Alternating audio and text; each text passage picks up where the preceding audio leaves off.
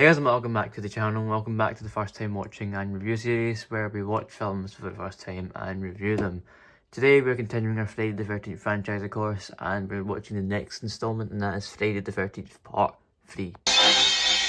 Friday the 13th Part 3 in 3D. This is a very exciting one for me for many reasons. Number one, it's the introduction of Jason's now famous iconic hockey mask. And number two, he just becomes so much stronger in this film. I mean, Part 2 he was pretty weak to say the least compared to other versions of Jason. So this one, he gets a massive buff and I'm really happy to see that. Anyway, let's get the trusty old collection off the shelf. Here we are. And flip around. So we watched Part 1 and 2 so far. Here we are, Friday the 13th Part 3. So, a carefree summer becomes a deadly nightmare for a group of teenagers who choose to ignore Camp Crystal Lake's gruesome legacy. All the same, pretty much. All descriptions are pretty much the same. Teenagers, choose not to listen to a warning and then they do go ahead and basically ask to die. But yeah, I'm really excited to watch this one, of course. It's meant to be actually pretty decent. I've not heard too many bad things. It's meant to be just in the middle, so it's meant to be good and a bit of bad. So yeah, it's also in 3D, so that's quite interesting to see, or that'll be interesting to see how it looks in the TV. 3D effects, so yeah, but anyway, enough rambling for me, let's get this in the player. It's a pretty nice day today. But instead of spending the time outdoors, I'll be choosing to stay inside and watch Friday the 13th Part 3, so yes, that's how it's going to be. So here we are, first two we've watched, here we are, and we're today going to be watching Friday the 13th Part 3. So let's get that in case. Actually turn on the TV before I forget to do that. And go to Blu-ray. Pop the disc in. There we are. And just close that. And wait for it to load. And here is the main menu for Friday the 13th Part 3. Yeah, it's a very similar menu design I've noticed to Part 2. It's got the same machete design running along with all the options. And then the same music playing in the background if you listen closely.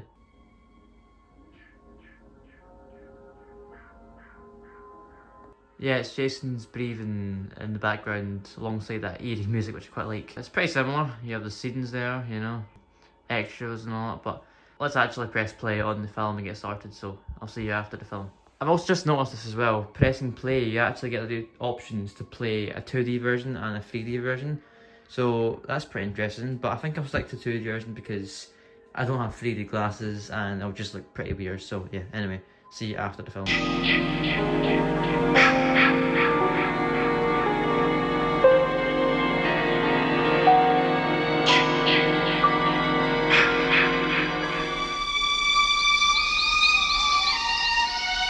Weekends are a good time to escape to the woods.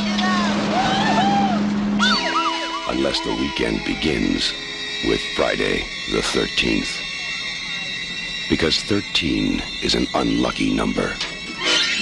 But out here, so are 1 through 12. Because these are Jason's woods. And nobody leaves them alive. Friday the 13th, Part 3 in 3D. Jason, you can't fight him.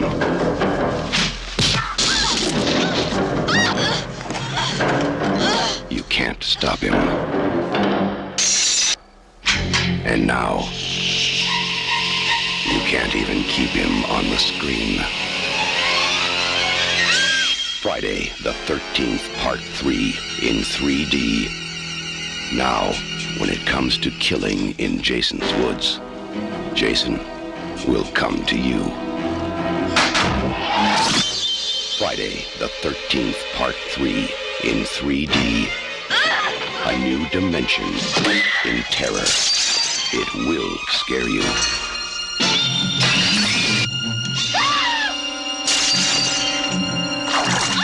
Count on it.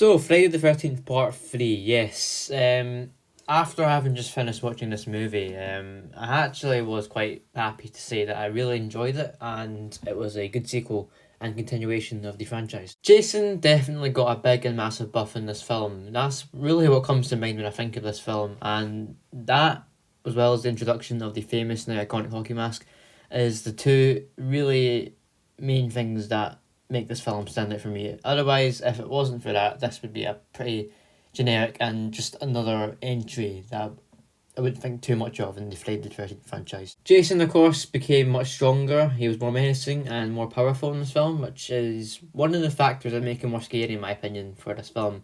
When the killer's stronger, you don't know what they could do because of their, mysterious strength. So when some of the kills come around in this film, it's actually quite surprising, and it comes as a real surprise to me. That shows what Jason can really do. As also, speaking of the kills were really fun in this film. Actually, I really enjoyed the kills. I think for the first couple of Friday the 13th films, they all offer at least one decent, solid kill that you remember from each film. So, for example, number 1 had the bed scene where Pamela Voorhees stabs the knife through the guy's throat, Kevin Bacon's throat. Part 2, probably the wheelchair scene, or the wheelchair kill, sorry, where the Jason's just full force slams the machete into that guy's head, and he just goes tumbling down those long flight of stairs in his wheelchair. That was a pretty funny and, for me, iconic kill in that film. So yeah. Anyway, part 3. This film also had a lot of pretty iconic kills. To think of some off the top of my head right now, I would have to say probably when the guy is like doing a handstand, and then Jason just comes up from behind him and then full on like slices him in half, basically, like practically literally slices him in half with his machete. That was a pretty funny kill. Or also a pretty similar kill to part 1 where Jason stabs a kind of knife through the hammock in which Debbie, I want to say her name is lying down. That's a pretty good kill. There's a couple of good kills in this film, but those are just a few. Also, of course, actually, my bad. Rick. Rick was probably my favourite because this kind of full on demonstrated Jason's pure strength in this film. He literally grabbed Rick's head and then crushed it in half so hard that his eyeball kind of came out. So that was a pretty good kill. Probably the most gruesome kill in the film, but also my favourite at the same time. And he's nowhere near zombie level yet, Jason, in this film, but he's already so strong that he can literally crush a guy's head or survive hanging. He does survive hanging and pretty much survives the axe to the head because he returns in part 4. So he's not zombie level yet, but for the early films, as a human, pretty much this alongside part 4 is as good as it gets. He is still pretty strong. And what I also really liked about the film was Jason starts to wear a signature hockey mask in this film. The strength upgrade is very noticeable. He gets his iconic look. He just seems so much taller and bulkier and more menacing. He's getting into more of that Jason as we know it now. And it was just so much fun seeing Jason go around killing the campers. It's always fun seeing Jason go around killing the campers at Camp Crystal Lake, but for this film, for whatever reason, I just seem to really enjoy it more.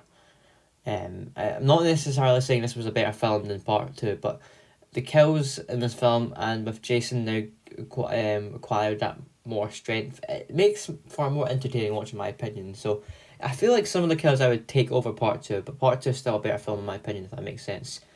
But yeah, he's a pretty strong guy. He's decently powerful in this film, I would say. I've said it so much in this video. I've said it throughout this video so many times, and you're probably getting sick and tired of hearing this, but he really is strong, and it's pretty cool to see what he can do.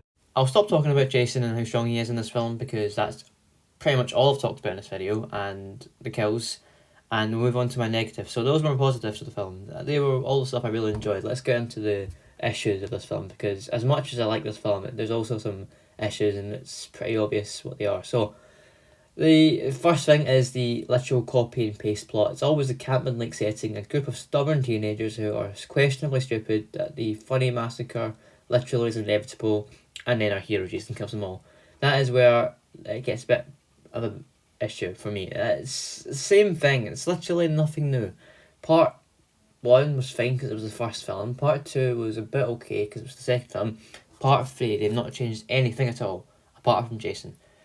At least give some of the protagonists more interesting personalities. I mean, I liked how, well, Chris Higgins was the main final girl in this film. She was actually decent. She was prepared to fight Jason.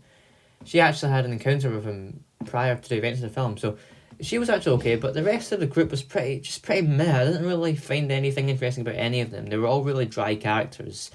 Like Shelley, even Shelley, the one, I get maybe Shelley was supposed to be the funny one and the one that brought some entertainment or some form of entertainment to the main group, but he as well was pretty bad. I didn't really find anything special about him, so I just really wish they'd given. Well, I get they tried maybe, but they should have done. They still should have been better in terms of making more protagonists actually likable and more interesting than just having a bland personality with wanting to have sexual intercourse at the camp. And also some of the acting was it didn't really seem like proper acting. The characters obviously were bland enough, but it was made worse by some of the acting. Like, I'm sorry, but most of the cast gave off the feeling of not wanting to be there, given a dull like performance.